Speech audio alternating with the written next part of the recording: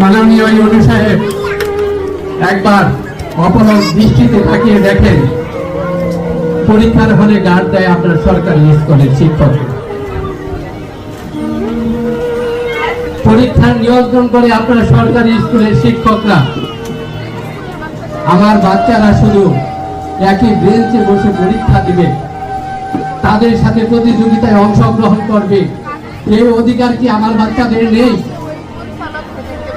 আমরা কি এতই দেশের বোঝা হয়ে গেছি আপনাদের কাছে?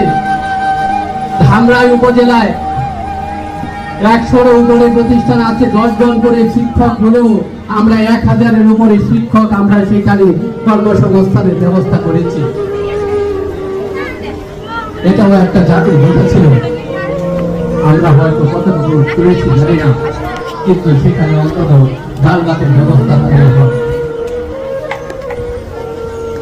আমি বক্তব্য দীর্ঘায়িত করবো না, সময় নেই, কিন্তু আমি আজকে সর্বোচ্চ মহোদয়কে অনুরোধ জানাচ্ছি, আমাদের এই হাট্টি হাটি পাপা অ্যাসোসিয়েশন এটা শুধু নকল করার নিমিত্তে নয়।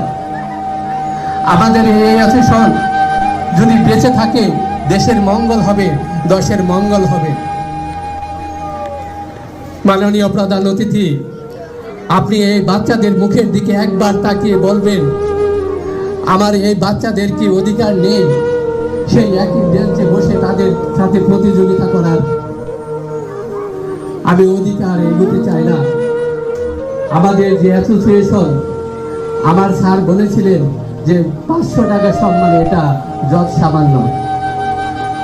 চায়ের দোকানে বসলে 500 টাকার উপরে বিদেশে, কিন্তু দুঃখের বিষয় আমাদের অ্যাসোসিয়েশনের সেই সক্ষমতা নেই। আমরা যতটুকু পেরেছি সাধ্যমত, আমরা যতটুকু পেরেছি আমাদের নিজ অর্থায়নে কেউ সম্মানী দেওয়ার জন্য, কিন্তু সেখানেও আমরা হিমশিম খেয়ে এমনভাবে পিছিয়ে গেছি যে আমাদের পিঠ দেয়ালে থেকে গেছে।